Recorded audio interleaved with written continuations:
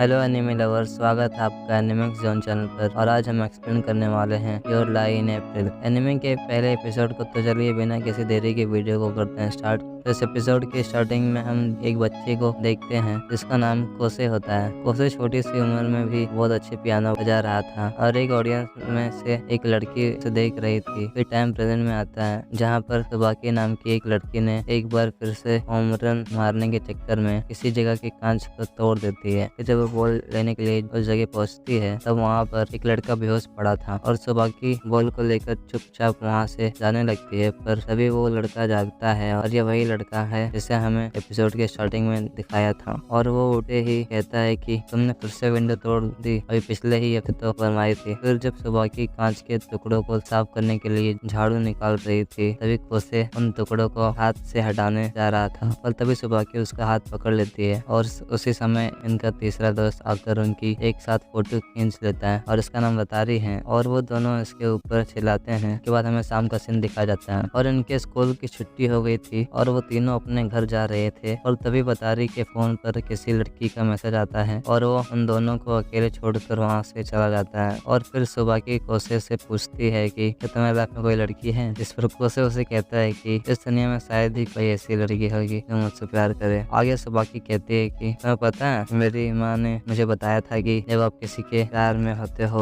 तो ये पूरी दुनिया कलरफुल नजर आती है। तो अब ये दोनों अपने अपने घर पहुंच जाते हैं और हम यहाँ कोसी को देख पाते हैं जो कि अपने घर में जाते ही अपनी मॉम के फोटो के सामने जाकर कहता है कि हे मॉम, मैं घर आ गया। और यहाँ पर हम म्यूजिकल रूम भी देख पाते हैं जो कि उनकी डेथ के बाद वैसे का वैसा ही पड़ा हुआ था। अब अगले दिन कोसी क्लास में था और वह यहाँ पर सुबाकी के कहीं बात ही सोच रहा था। फिर वो कहता है कि पर मेरी नजर से तो ये दुनिया ब्लैक एंड व्हाइट नजर आती है, बिल्कुल पियानो कीज की तरह। 3 शिफ्ट होता है और अब वो से क्लास में बैठकर म्यूजिक नोट्स लिख रहा था। तभी पीछे से सुबाकी आती है और उसे काफी जोर से डांटते हुए कहती है कि तुम सिर्फ 14 साल के हो, तुम्हें इस तरह से अकेले बैठने के बजाय बाहर घूमने फिरने के लिए जाना चाहिए। तो चिल्लाने के बाद सुबाकी कोसे को बताती है कि उसकी क्लास में एक लड़की है जो कि बतारी से मिलना चाहती है, इसलिए वो और बतारी कल उस लड़की से मिलने जा रहे हैं। तो तुम ही चलो। वो लड़की क्लासिकल म्यूजिक जानती है तो तुम दोनों म्यूजिक की ही थोड़ी बातें कर सकते हो। इस पर कोसे कहता है सुबाकी तुम्हें पता है मैंने पियानो कब का छोड़ दिया है। जिस पर सुबाकी उसे कहती है कि बुरा मत मानना कोसे, पर तुम जब पियानो बजाया करते थे तब तुम ज्यादा कूल थे। तो सुबाकी की इस बात पर कोसे उसे बताता है कि वो उसके मॉम का सपना था उसे वर्ल्ड क्लास पियानिस्ट बनाने का। तो दरअसल कोसे की माँ खुद वर्ल्ड क्लास पियानिस्ट बनना चाहती थी जबकि वो खुद नहीं बन सकती थी, इसलिए उनका सपना था कि कोसे वर्ल्ड क्लास पियानिस्ट बने। अपने इस सपनों को पूरा करने के लिए उन्होंने कोसे को छोटी उम्र से पियानो सिखाना स्टार्ट कर दिया क्योंकि वो किसी भी कीमत पर अपना ये सपना पूरा करना चाहती थी। इसकी वजह से वो कोसे पर काफी ज्यादा सख्ती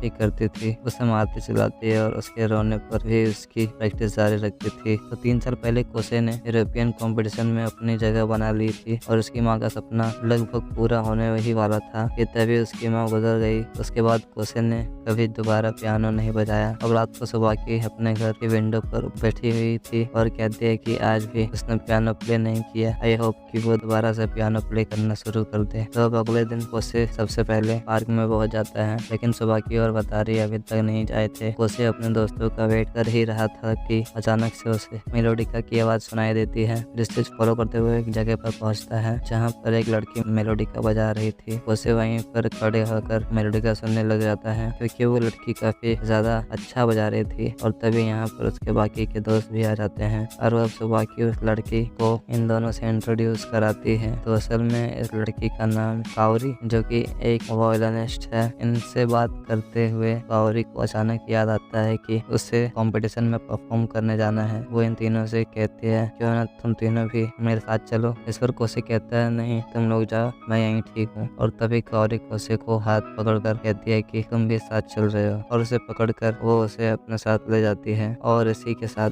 हमारा आज का ये एपिसोड यहीं पर एंड हो जाता है। तो व्यूअर्स में कमेंट्स में बताओ कि आपको ये एनिमे कैसा लगा। और हाँ, इसके अगले एपिसोड के लिए हमारे चैनल एनिमिक्स जोन को सब्सक्राइब जरूर से कर देना। मिलता हूँ आपसे इसके अगले एपिसोड में, तब तक के लिए गुड बाय, शुक्रिया।